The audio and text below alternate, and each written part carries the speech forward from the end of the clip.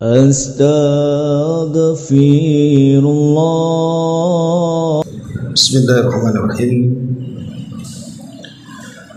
Assalamualaikum warahmatullahi wabarakatuh.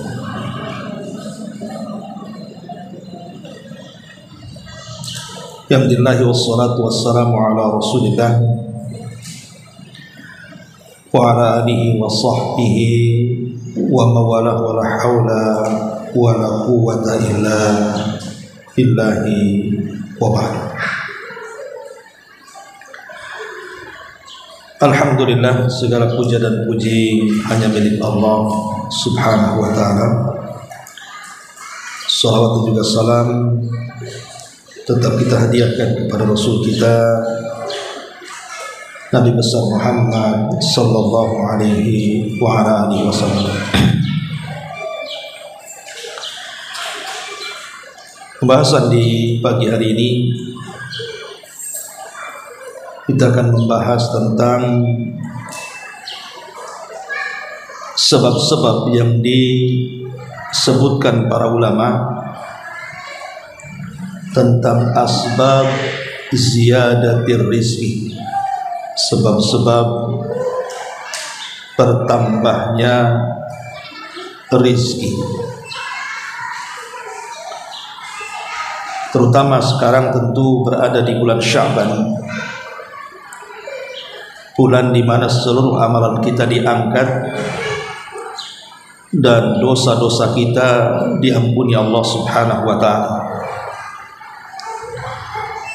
Tentu amalan-amalan ini, maksudnya amalan-amalan yang menyebabkan bertambahnya rizki, tentu bukan hanya diamalkan di bulan Sya'ban, tapi juga di bulan-bulan yang lainnya juga bisa kita amalkan,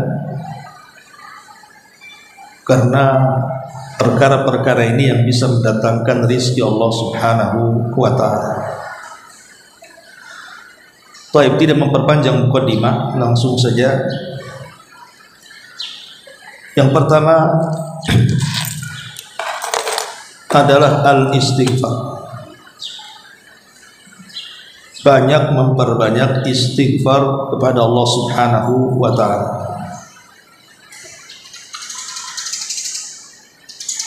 Seorang laki-laki datang kepada Qatadah ibn Di'amah. Qatadah ibn Di'amah ini seorang ulama yang banyak cacat di fisiknya. Dia buta, dia pun pincang, kemudian tangannya pun setruk. Tetapi Allah subhanahu wa ta'ala berikan kelebihan. Dia mampu menyerap ilmu dengan hanya sekedar mendengar. Tetapi Allah subhanahu wa ta'ala anugerahkan ilmu yang luas sehingga menjadi ulama dunia. Qatadah ibn Di'amah ini. Jadi ada seseorang datang kepada Qatadah ibn Di'amah mengeluh karena sudah lama menikah tapi tak kunjung punya keturunan. Maka Qatadah ibn Di'amah mengatakan, istaghfiru rabbakum. Banyak-banyaklah kalian istighfar kepada Rabb kalian. Kemudian perkataan yang sama juga diucapkan oleh Al-Imam Al-Hasan Al-Basri rahimahullahu ta'ala. Ketika seseorang datang kepadanya mengeluhkan desanya kering kelontang, kekeringan dan tidak lama atau sudah lama tidak turun hujan, maka Al-Imam Al-Hasan Al-Basri mengatakan, istaghfirillah, perbanyaklah istighfar kepada Allah subhanahu wa ta'ala.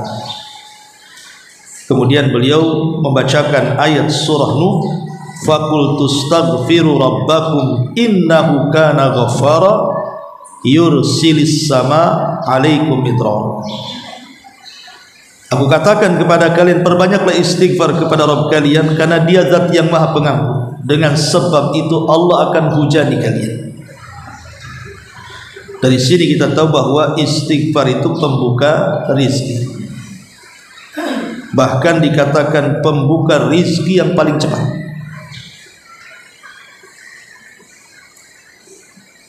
Bahkan bukan hanya sekedar bicara soal harta,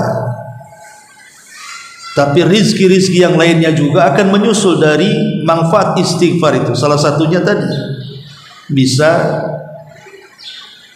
melahirkan anak-anak yang soleh dan soleha disebabkan istighfar kita kepada Allah Subhanahu wa ta'ala.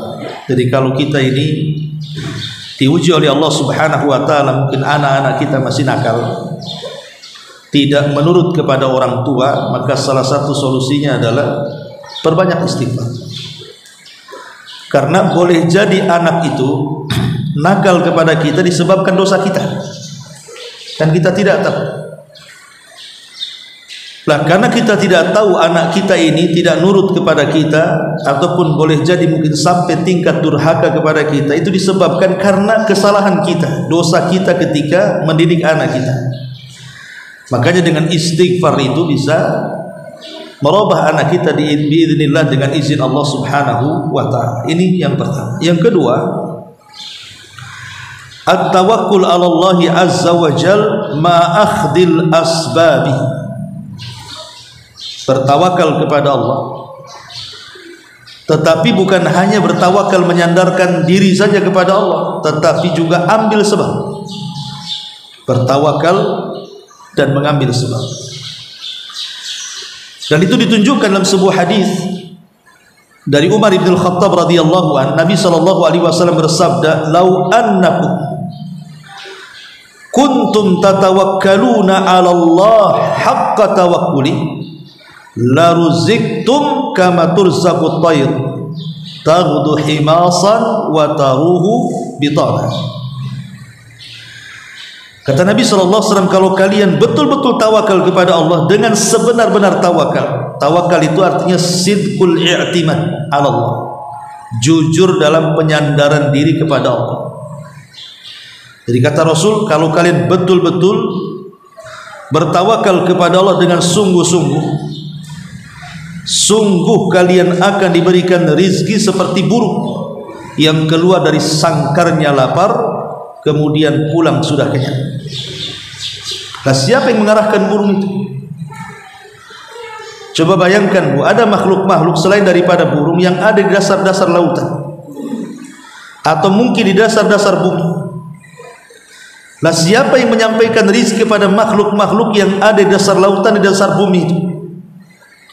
Yang kita yakin itu semua adalah Allah Subhanahu wa ta'ala. Wa ma min dabbatin fil ardi illa 'ala Allah rizquha. Karena tidak ada binatang yang melata di permukaan bumi kecuali rizkinya sudah diberikan oleh Allah Subhanahu wa ta'ala. Salah satunya burung. Burung itu kan mencari rizki hanya dengan insting saja. Dia tidak punya akal seperti manusia, tapi rizkinya sudah ditanggung Allah. Dan inilah dalil agung-agungnya tawakal.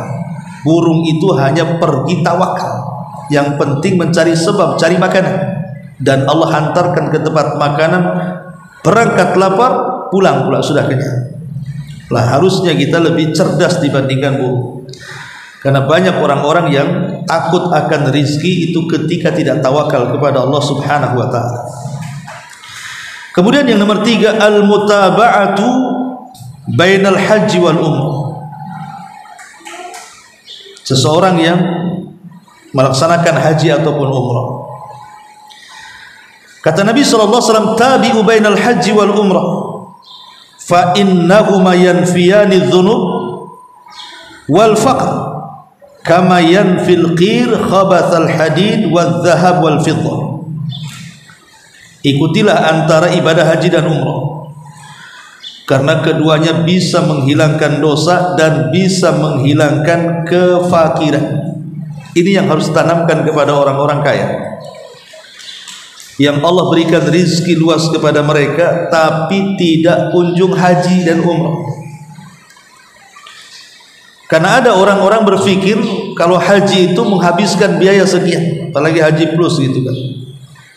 Itu otaknya sudah otak paradigma sekuler kan. Berarti kalau saya haji dengan menghabiskan biaya sekian, habislah uang saya.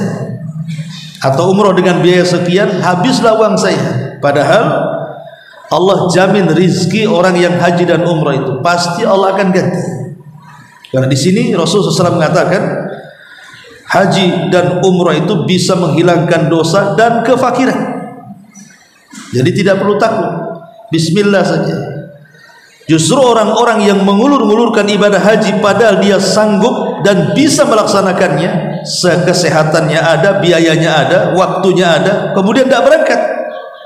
Kata Nabi SAW, man aradal hajj falyata'ajjal. Siapa yang menghendaki untuk berangkat haji, segera berangkat. Kenapa? Karena terkadang ada penyakit yang datang, akhirnya uangnya habis untuk mengobati penyakitnya. Terkadang juga mungkin rumahnya kebakaran, atau mungkin hartanya kecurian, kita tidak tahu ya. Maka sebelum hal-hal buruk terjadi, kalau ada keinginan baik haji, haji kata Rasul, ataupun umrah ya. Tidak bisa haji, umrah. Kemudian yang keempat, silatul arham, menyambung silaturahim. Dan ini berdasarkan hadis Anas ibn Malik radhiyallahu anhu. Nabi SAW mengatakan, man sarrahu an yubsatallahu alaihi rizqu aw yunsa'a fi atharihi falyasir rahimah. Barang siapa yang senang ingin dibentangkan rizki kepadanya dan ingin diperpanjang usianya, silahkan bersilaturahim.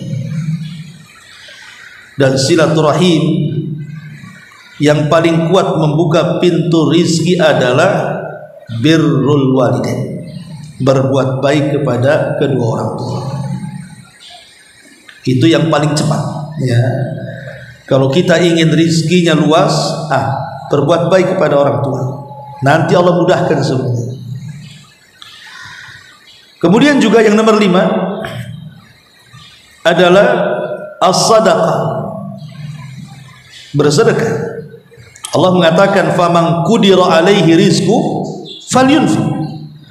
Barang siapa yang disempitkan rizkinya, silakan sedekah, kata Allah.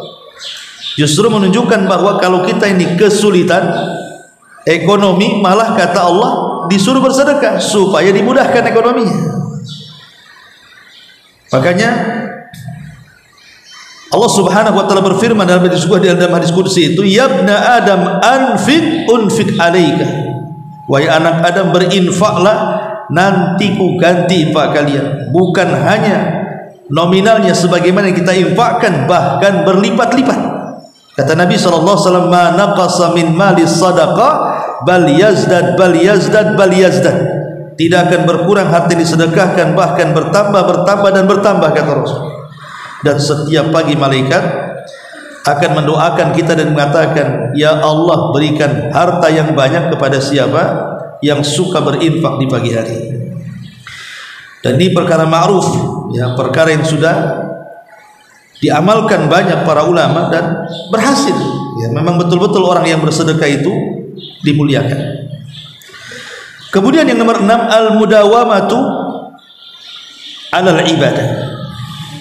Al-mudawamatu alal ibadah. Ibu khususkan waktu untuk beribadah, terutama sholat. Jaga sholat. Dalam hadis Nabi SAW dari Abi Hurairah radhiyallahu anhu, Allah Subhanahu wa taala berfirman, ya ibna Adam, tafarrag li ibadati amla'u sadraka ghinan wa asuddu faqra.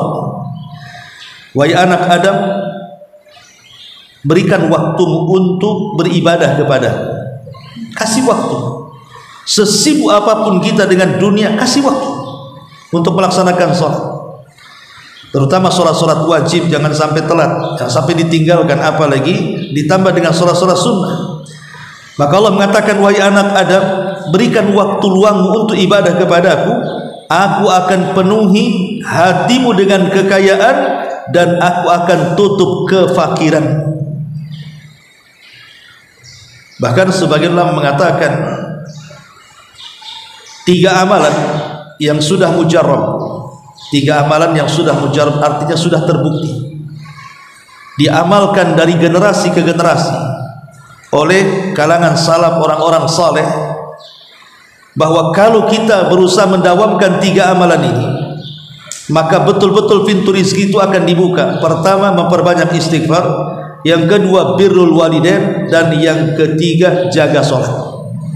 Kata ulama, ini 3 perkara ini kalau kita dawamkan, itu paling cepat rezeki kita akan dibuka. Saya ulangi, istighfar, memperbanyak istighfar. Yang kedua, birrul walidain ataupun silaturahim, dan yang ketiga, jaga sholat. Karena sholat itu bagian daripada hubungan kita dengan Allah. Itulah kondisi kita ini sedang berdialog dengan Allah Subhanahu wa ta'ala. Dalam sholat itulah kita bisa meminta rizki kepada Allah Subhanahu wa ta'ala. Ini yang nomor 6. Yang nomor 7, at-taqwallahi azza wa jalla. Taqwallahi azza wa jalla, bertakwa kepada Allah. Dalam surah At-Talaq ayat 2-3 Allah Subhanahu wa taala mengatakan, "Wa man yattaqillah yaj'al lahu makhraja wa yarzuqhu min haitsu la yahtasib." Barang siapa yang bertakwa kepada Allah, Allah akan jadikan baginya jalan keluar, dan Allah akan berikan rizki dari arah yang tidak disangka-sangka. Ini Quran yang mengatakan seperti ini, Allah yang mengatakan seperti ini. Siapapun yang bertakwa, maka Allah akan mudahkan rizki. Dan takwa itu artinya secara global ma'ruf, melaksanakan perintah dan menjauhi larangan. Kalau kita bisa menjauhi larangan-larangan Allah dan bisa melaksanakan perintah-perintah Allah, maka ini sebab yang paling besar orang itu akan dimudahkan rizki. Karena tidak mungkin Allah Subhanahu wa ta'ala membiarkan hambanya yang bertakwa kepadanya dibiarkan tidak diberikan rizki. Maka takwa ini juga sebesar-besarnya perkara yang bisa membuka pintu rizki. Ini yang nomor 7. Yang nomor 8, di antara asbab rizki adalah at-tabkir fi talabi rizki. Ya tentu berpagi-pagi, ambil waktu-waktu berkah. Makanya sering saya katakan, rahasia rizki kita ini dalam satu hari itu ada di waktu pagi, antara subuh ke terbit matahari. Itulah rahasia rizki kita di sini. Makanya kemudian Ibnul Qayyim sampai mengatakan, orang yang terbiasa tidur selepas subuh itu, maka tidak akan diberikan berkah dalam kehidupannya, termasuk juga dipersulit rizki. Makanya kalau bisa selepas subuh itu berdoa kepada Allah, minta hari itu dimudahkan rizkinya, minta hari itu dihalalkan rizkinya. Dan ketika mencari rizki, mudah-mudahan diselamatkan Allah Subhanahu wa ta'ala. Namanya cari rizki itu kan ada risikonya. Jadi ini juga diantara at-tabkir, berpagi-pagi. Karena di sini Nabi SAW mengatakan, Allahumma barik li ummati fi bukuriha. Ya Allah, berkahi umatku di waktu paginya. Ini yang nomor 8. Kemudian yang nomor 9, mudawamatu ala doa. Penting kita berdoa kepada Allah Subhanahu wa ta'ala, terutama di waktu-waktu yang mustajab. Kapan waktu mustajab doa? Ya ma'ruf, ketika turun hujan, ketika antara azan dan qomat gitu, ketika sepertiga malam akhir, ketika kita sedang sujud. Itu kan waktu-waktu mustajab doa. Atau ketika kita sedang safar, ya. Maka kalau bisa di waktu-waktu yang mustajab itulah kita berdoa kepada Allah Subhanahu wa ta'ala, terutama di sepertiga malam akhir yang memang Allah sendiri menawarkan rizkinya, kan? Kata Allah Subhanahu wa ta'ala di sepertiga malam akhir itu, man yad'uni fa astajibalah wa man yas'aluni fa utiyah wa man yastaghfiruni fa aghfirlah. Siapa yang meminta, siapa yang berdoa aku kabulkan, siapa yang minta ku kasih, dan siapa yang minta diampuni dosanya ku ampuni dosa-dosanya. Sepertiga malam tentu lebih kuat lagi gitu ya, karena memang Allah sedang membagi-bagikan rizkinya di situ. Ini yang nomor 9. Yang nomor 10, asyukru walhamdulillah. Banyak bersyukur dan mengucapkan alhamdulillah. Karena Allah Subhanahu wa ta'ala mengatakan, la in syakartum la azidannakum. Kalau kalian melakukan syukur, ku tambah rizki kalian. Sedikit banyak bu, kalau Allah berikan rizki, katakan alhamdulillah ala kulli hal. Alhamdulillah, itu ucapan minimalnya seandainya pun Allah tidak tambah rizki kita dari segi harta, tapi jangan sampai dihilangkan, karena itulah kalimat yang bisa mengekalkan rizki.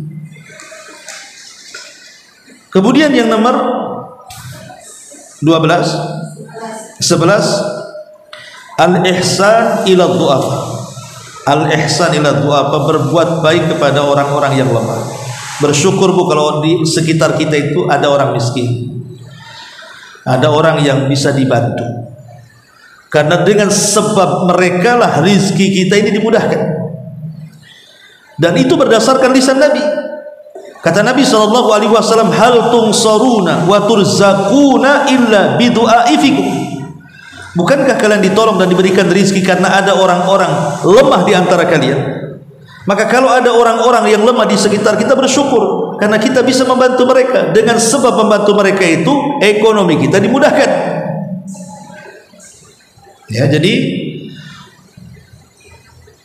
di antara poin yang ke-11 adalah berbuat baik kepada orang-orang lemah. Tapi sebaliknya, kalau seandainya kita tidak menolong orang-orang lemah, kita biarkan mereka susah sementara kita bergelimang dengan harta, maka Allah akan cabut keberkahannya. Walaupun nampak kaya, dia tidak akan bahagia. Dan itu sebagaimana diambil ibrah dari surah Al-Qalam ketika bicara tentang kisah Ashabul Jannah. Kisah Ashabul Jannah, pemilik kebun itu. Jadi ada orang kaya punya 5 anak. Bapaknya ini dermawan. Jadi apabila kebunnya itu besok mau panen, maka hari ini sebelum dia yang memanen, orang miskin suruh masuk dulu ke kebunnya. Kemudian setelah orang miskin mengambil haknya, baru dipanen oleh tuannya. Coba bayangkan kalau kita kan terbalik, kita panen dulu, sisanya dikasihkan orang miskin. Ini orang miskin lu suruh ambil, nanti setelah mereka mengambil bagian mereka, baru dipanen oleh tuannya. Allah takdirkan orang tuanya meninggal dunia, anak-anaknya pula tidak seperti ayahnya. Sebagian mereka bakhil, cuman ada 1 anaknya yang baik, dan mengatakan sebaiknya apa yang sudah dilakukan ayah kita ini itu sebuah kebaikan. Jangan sampai tradisi ini hilang, membantu fuqara wal masakin. Tapi 4 saudaranya tak mau. Justru mereka menunjukkan kebakhilannya dan mengatakan, sebelum orang-orang miskin itu masuk ke kebun kita, sebaiknya kita panen duluan. Itu kan hak kita. Karena sudah ada niat jahat menghalang-halangi orang miskin masuk ke kebunnya yang merupakan tradisi ayahnya, akhirnya Allah azab kebunnya. Sebelum sampai orang-orang ini memetik kebunnya, tiba-tiba datang halilintar kemudian membakar kebunnya. Maka turunlah surah Al-Qalam. Ya, terus dalam surah Al-Qalam dijelaskan kisahnya secara detail, yang disebut dengan kisah Ashabul Jannah. Akibat tidak menolong orang-orang miskin, akhirnya Allah hancurkan kebunnya. Makanya beruntunglah kalau di sekitar kita ada orang susah, kita bisa bantu mereka, yang menjadikan rezeki kita dimudahkan. Ini yang nomor 11. Yang nomor 12, al-istiqamah. Al-istiqamatu wal inshighalu bitta'ati lillah. Istiqamah.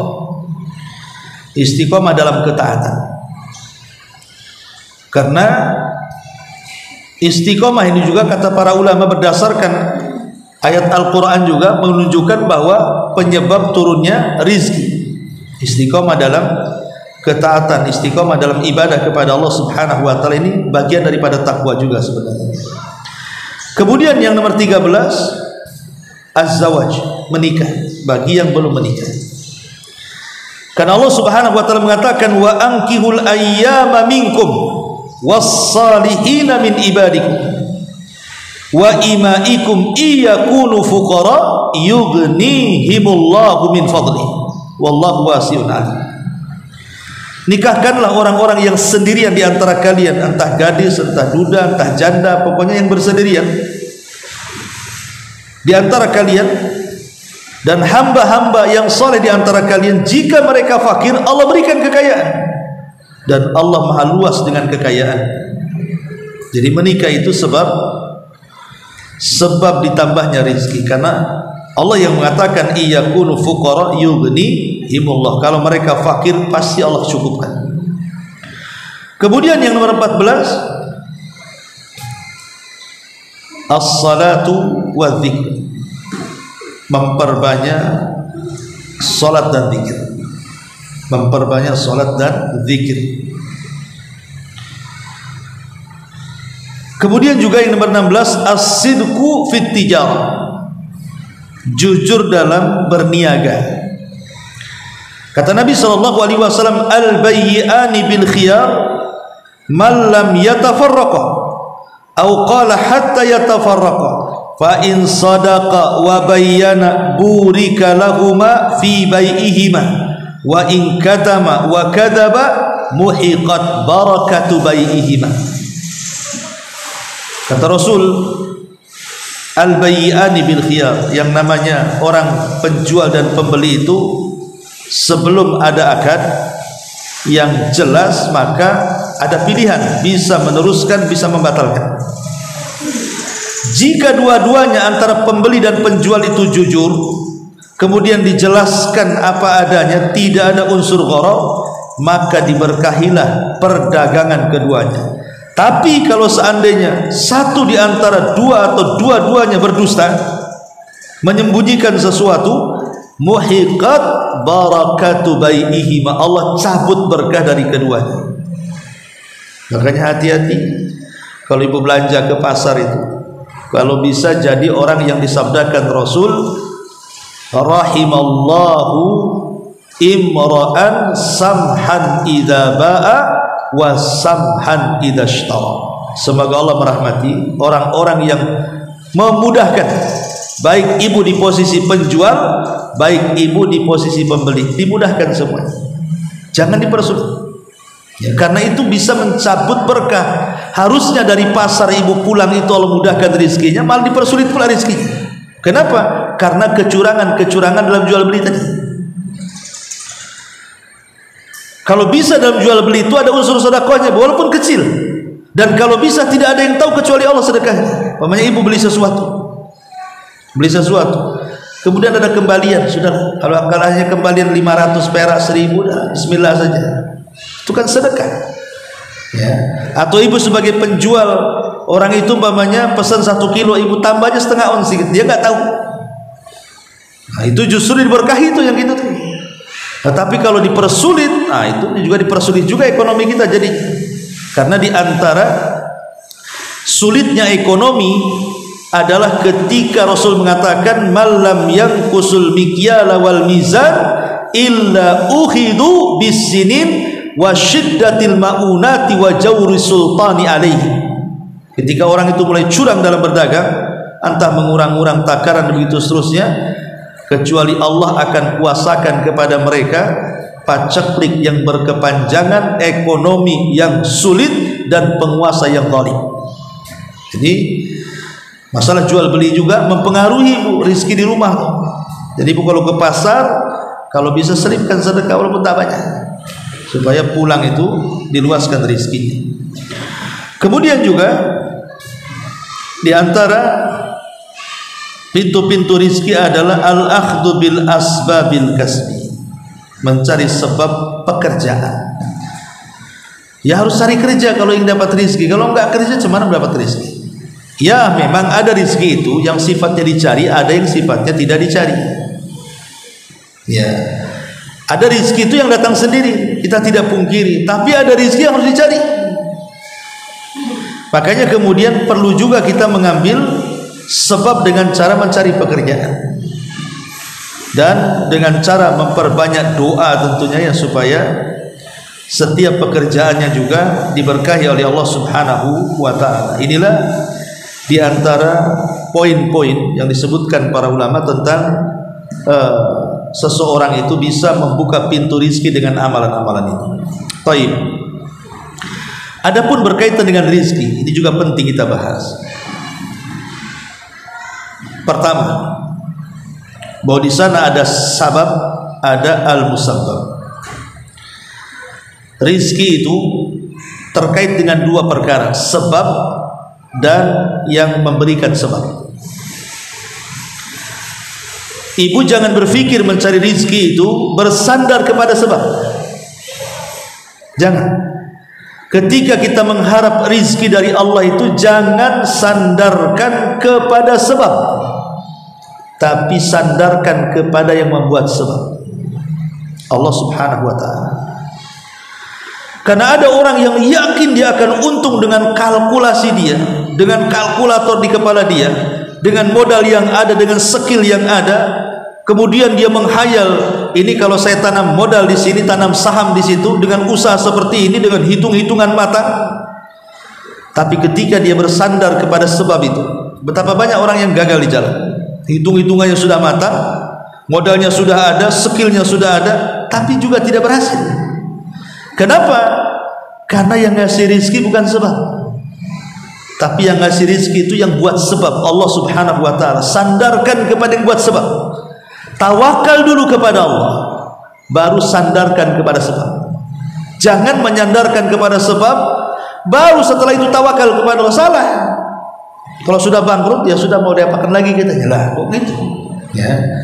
Ini yang pertama. Di sana ada sebab dan ada yang membuat sebab. Sandarkan kepada yang membuat sebab, jangan menyandarkan kepada sebab. Ini yang pertama. Yang kedua, kenapa kita harus mencari rezeki? Kenapa kita tidak boleh menjadi peminta-minta, pengangguran? Harus dicari rezeki itu. Karena tujuan Allah Subhanahu wa ta'ala menciptakan kita kan untuk ibadah. Dan Allah Subhanahu wa ta'ala juga bukan hanya menciptakan kita, tapi juga memberikan rezekinya kepada kita. Untuk apa? Untuk menopang ibadah kita. Orang kalau lapar macam mana mau sholat? Gak khusyuk. Ibu kelaparan, gak mungkin datang ke pengajian lah kan. Jadi tujuan mencari rezeki itu, Bu, semata-mata hanya ingin menyempurnakan tujuan Allah menciptakan kita untuk ibadah. Jadi mencari rezeki itu untuk ibadah. Kalau ini yang ditanam, Bu, tidak mungkin orang itu mencari rezeki yang haram. Pasti dia akan cari rezeki yang halal. Kenapa? Karena tujuannya ibadah. Kalau dia mencari rezeki yang haram, ya sudah jauh dari koridor ibadah namanya. Tapi kalau dia meyakini bahwa saya kaya itu karena ingin beribadah kepada Allah, supaya saya tidak minta-minta, seperti yang dikatakan oleh Sufyan Ats-Tsauri rahimahullahu ta'ala, ketika ditanya, ya Imam, kau ini bicara zuhud, wara, tapi kau kaya, katanya. Jadi penanya ini salah paham tentang makna zuhud, seolah-olah zuhud itu tidak boleh kaya. Zuhud itu kalau bisa miskin saja gitu. Maka Imam Sufyan Ats-Tsauri mengatakan, kenapa saya harus kaya? Likaila atamandalu alal muluk, supaya aku tidak menjilat pemerintah, supaya aku tidak mengemis kepada orang. Aku harus kaya sehingga aku bisa mengucapkan yang hak itu hak, yang batil itu batil. Tapi kalau aku kemudian menjilat pemerintah, meminta-minta kepada mereka, kemudian mereka berjasa kepada aku tidak bisa mengucapkan yang hak itu hak, karena ada budi baik yang ada di leher. Nah, dari sini tujuan kita mencari rezeki itu murni hanya untuk menopang ibadah kita kepada Allah Subhanahu wa ta'ala. Kemudian yang ketiga, ketika Allah Subhanahu wa ta'ala memberikan rezeki luas kepada saya, ibu, atau siapa, itu bukan menunjukkan Allah cinta dengan kita. Atau sebaliknya, ketika Allah Subhanahu wa ta'ala menahan rezekinya kepada kita, ibu, itu bukan tanda benci Allah kepada kita. Jadi cinta dan benci itu bukan karena kaya dan miskin. Bukan, tidak ada hubungannya. Cinta dan benci itu tidak ada hubungan dengan kekayaan. Kenapa demikian? Karena kekayaan itu Allah bagi-bagi bersyarikat antara mukmin dan kafir, antara manusia dan binatang. Kita makan, binatang makan. Kita minum, binatang minum. Apa bedanya? Qarun kaya, Sulaiman juga kaya. Abu Bakar kaya, Abu Lahab juga kaya. Jadi kekayaan itu kan bersyarikat sifatnya. Karena bersyarikat antara mukmin dan kafir, tidak bisa orang kaya dikatakan Allah sedang cinta kepada dia ataupun kita katakan orang miskin, Allah sedang benci kepada dia. Sebagaimana Allah mengatakan, apabila Allah berikan banyak rizki dia mengatakan Rabbi akraman, kalau Allah menahan rizki dia mengatakan Rabbi ahana, Rabbku sedang memuliakanku. Yang satunya mengatakan Rabbku sedang menghinakan aku. Tidak ada hubung kait memuliakan dan menghinakan soal urusan rizki. Ma'asyiral muslimat yang dimuliakan Allah Azza wa Jalla, sehingga dari sini kenapa harus tanamkan sifat ini? Supaya kita tidak sombong. Tidak sombong dengan kekayaan. Karena kita sama dengan dia, hanya dibedakan kita lebih saja. Ya. Ini yang ketiga. Yang keempat, arba'un dharb arba'in. Ulama mengatakan 4 kali 4 maksudnya arba'un tajribur rizqa. Ada 4 perkara kalau ibu lakukan maka akan membuka banyak pintu rezeki. Pertama, qiyamul lail, salat malam. Yang kedua, kasratul istighfar, banyak istighfar bil ashar, di waktu sahur. Kemudian wa ta'ahudus sadaqah, perbanyak sedekah. Wa dzikru awwalin nahar wa akhirah, dan berzikir di pagi hari dan petang hari. Wa arba'un tamna'ur rizqa, tetapi ada 4 perkara juga menahan rizki orang. Naumus subhati, tidur di pagi hari. Wa qillatus salati, dan sedikit melaksanakan salat. Wal kasal, dan dia malas. Wal khianat, dan suka berkhianat. Ini kata para ulama, 4 perkara yang memudahkan pintu rizki dibuka, dan 4 perkara yang menyempitkan pintu rizki alias ditutup. Kemudian juga yang kelima yang harus dipahami, jadi makna rizki itu bukan hanya semata-mata urusannya dengan uang dan kekayaan saja. Makna rizki itu luas. Ingat, makna rizki itu luas. Jadi bukan hanya murni uang, rumah, kendaraan, tanah, bukan itu. Itu juga rizki. Tapi di sana juga ada rizki mungkin berupa jabatan, atau mungkin juga berupa hikmah, kelembutan. Karena tidak semua orang bisa dilembutkan, itu rizki. Ya. Atau pengetahuan, atau keimanan, ataupun istiqomah, ataupun kecerdasan, ilmu, dan begitu seterusnya. Itu semua rizki. Jadi rizki itu bukan hanya terbatas soal urusan harta, rumah, dan begitu seterusnya, tapi lebih daripada itu, rizki yang sesungguhnya adalah rizki hati. Itu yang disabdakan Nabi SAW, al-ghina ghinal qalbi, bahwa kekayaan itu hakikatnya adalah kaya hati. Karena sering saya katakan, banyak orang kaya hidupnya gak tenang, banyak sekali. Kemudian juga yang nomor 6 yang harus dipahami adalah ar-rizqu naw'ani. Rizki itu 2 macam, zahir wa batin. Ada rizki zahir, ada rizki batin. Ya, rizki zahir yang ma'ruf, ibu makan, minum, rumah, kendaraan, tanah, dan begitu seterusnya. Itu namanya rizki zahir, yang tampak, yang ibu bisa rasakan. Ada namanya rizki batin, seperti ibu bisa mengenal Allah. Itu kan sebuah anugerah, mengenal nabinya, mengenal agamanya, ya. Itu sebuah anugerah, keimanan, ketaatan, tawakal. Itu semua rizki dari Allah Subhanahu wa ta'ala. Kemudian yang nomor 7 yang harus dipahami juga, ar-rizqu maktubun fala takla. Ingat, rizki sudah dicatat, jangan bingung soal rizki. Rizki itu di tangan Allah, jangan bingung, jangan stres soal rizki. Karena Nabi SAW mengatakan bahwa seseorang itu tidak mungkin diwafatkan sampai disempurnakan rizkinya, dan rizki kita dicatat 500 tahun sebelum Allah menciptakan langit dan bumi. Lalu kenapa harus sedih kalau rizki Allah sudah di tangannya, dan masing-masing pasti akan sampai rizkinya, dan tidak mungkin diwafatkan kecuali disempurnakan rizkinya? Nggak mungkin sedih Bu kalau orang meyakini bahwa rizki itu ada di tangan Allah. Kalau rizki ibu di tangan orang, bisa sampai bisa tidak. Rizki ibu di tangan orang, bisa sampai bisa tidak. Betapa banyak orang-orang yang kemudian awalnya baik ngasih makan, ngasih ini sama kita, dengan berjalannya waktu akhirnya di-stop pula. Itu kalau rizki kita di tangan orang. Tapi kalau rizki kita di tangan Allah, tidak mungkin di-stop. Nggak mungkin di-stop. Pasti akan sampai ke kita dan tidak mungkin salah arah. Apalagi catatan-catatan rizki itu bukan hanya di Lauhil Mahfud, bahkan ketika di perut ibu kita saja sudah dicatat malaikat rizki kita berapa.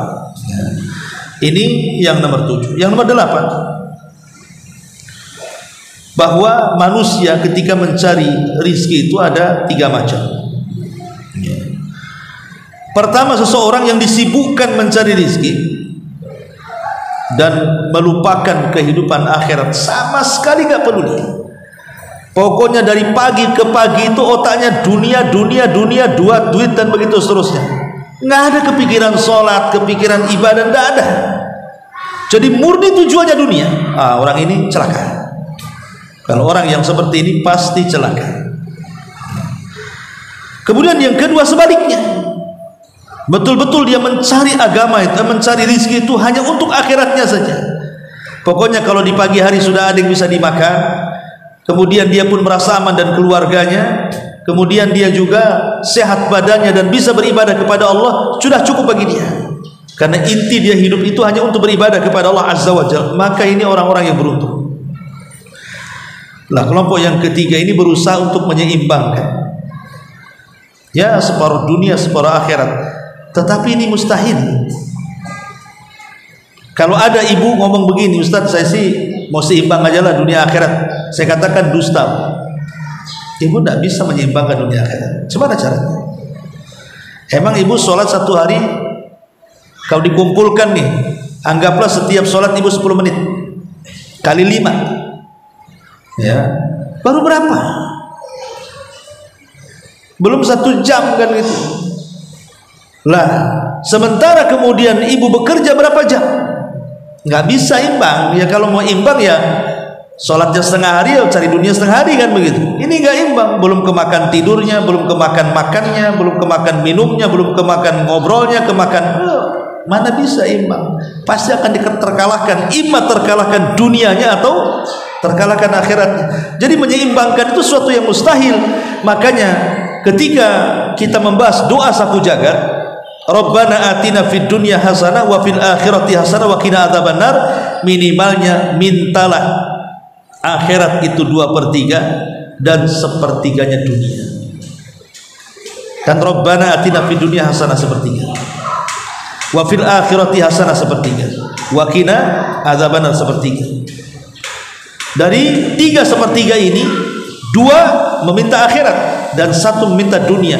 Jadi kalau kita hendak menyeimbangkan dunia akhirat, maksudnya porsikan akhirat itu 2/3, 1/3-nya dunia gitu maksudnya. Nah, itu baru betul. Taib ini yang ke-8, yang ke-9, bahwa rizki itu tadi saya sudah katakan ada yang dicari, ada yang tanpa dicari, datang sendiri. Adapun rizki yang pasti datang, nggak perlu dicari, pasti akan datang, harus yakin.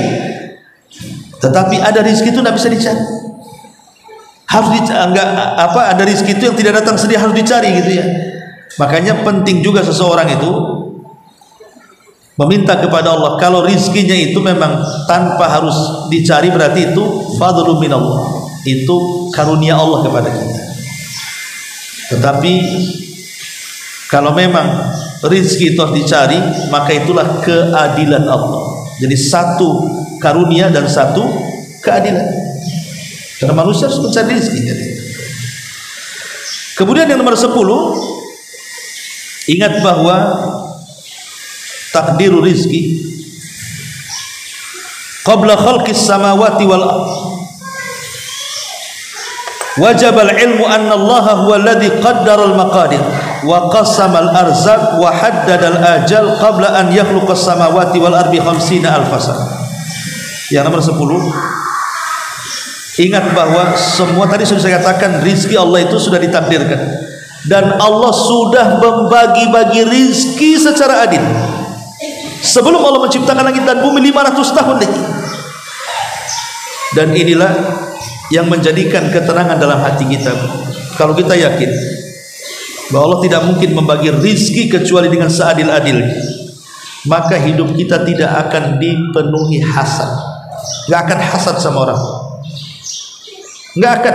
Kalau dia yakin bahwa dia meyakini Allah sudah membagi rizki secara adil, pasti dia akan menjadi orang yang qanaah, redha dengan pemberian Allah. Kenapa? Karena sering saya katakan, ada orang dilebihkan dari segi harta tapi dikurangi dari segi yang lain. Ada orang tidak dilebihkan dari harta tapi dilebihkan dari yang lain. Mungkin yang punya harta tak punya kesehatan, mungkin yang tidak punya harta diberikan pula kesehatan. Ya, contohnya seperti ini. Jadi Allah itu sudah seadil mungkin memberikan rizki kepada hamba-hambanya. Jangan katakan Allah zalim. Ini yang nomor 10. Yang nomor 11, Allahu huwal basitul qabil. Ingat, Allah itu yang memberi dan yang menahan. Terkadang ada maslahat-maslahat yang tidak ada yang tahu kecuali Allah. Allah menahan rizki seseorang. Atau terkadang karena kemaslahatan yang kita tidak ada yang tahu kecuali Allah, Allah memberikan kekayaan kepada seseorang. Karena ada di antara manusia itu, kalau dimiskinkan makin kufur, dan kalau dikayakan makin melampaui batas. Sehingga terkadang Allah itu memberikan maslahat terbaik untuk hambanya. Oh, orang ini kalau diberikan kekayaan belum siap, nanti jadi korun pula dia. Oh, yang satu ini kalau diberikan ditahan atau dicabut rizkinya, boleh jadi mungkin dia lebih kufur daripada korun. Sehingga kemudian sengaja Allah Subhanahu wa ta'ala membagi rizki seperti itu untuk kemaslahatan kita. Ada orang yang sehat gak sakit-sakit, sebab kalau sakit masalah dia. Ada orang yang sakit kok gak sehat-sehat, boleh jadi itu ada hikmah di dalamnya. Jadi semua berkisar dengan rahmat dan juga hikmah dari Allah Subhanahu wa ta'ala yang kita tidak ada yang tahu. Terkadang apa yang kita anggap jelek rupanya baik pula di hadapan Allah, atau sebaliknya terkadang apa yang kita anggap baik pula jelek pula di hadapan Allah. Maka kita tidak ada yang tahu. Maka kita harus yakin bahwa yang menahan dan yang memberi hanyalah Allah Subhanahu wa ta'ala sesuai dengan hikmah. Ini yang nomor 11. Yang nomor 12, lan tamuta nafsun hatta tastakmila rizqaha. Ingat bahwa tadi saya sudah katakan, tidak mungkin jiwa ini melayang, meninggal sampai disempurnakan rizki.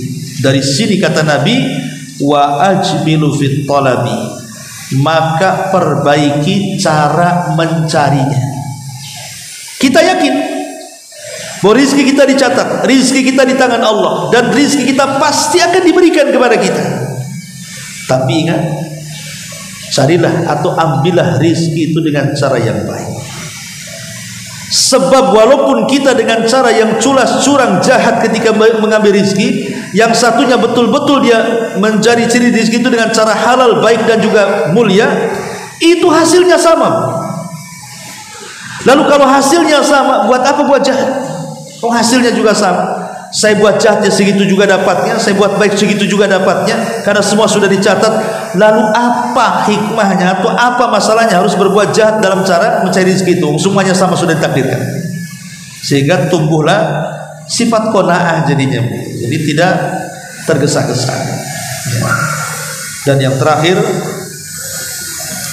tentu kita harus yakin bahwa rizki yang Allah Subhanahu wa ta'ala berikan kepada kita, rizki yang Allah berikan kepada kita, tidak ada rizki terbaik melebihi rizki yang tidak tampak yang Allah berikan kepada kita. Apa itu? Surga. Apalagi rizki kan ada dua, di dunia dan di akhirat. Dan rizki terbaik adalah surga. Kalau ini yang ditanamkan, Bu, kita tidak mungkin pusing dengan dunia. Karena okelah saya miskin di dunia, jangan sampai tidak kaya di akhirat. Gak apa-apa miskin di dunia, tapi saya harus masuk surga. Itulah diantara berkaitan dengan masalah rizki Allah Subhanahu wa ta'ala. Wallahu a'lam bishawab. Nampaknya sudah 9.31. Ini kalau buat tanya jawab kayaknya nggak cukup, karena 10 kajiannya di Kota Wisata. Kita tutup dengan doa kafaratul majlis. Subhanallah bihamdika.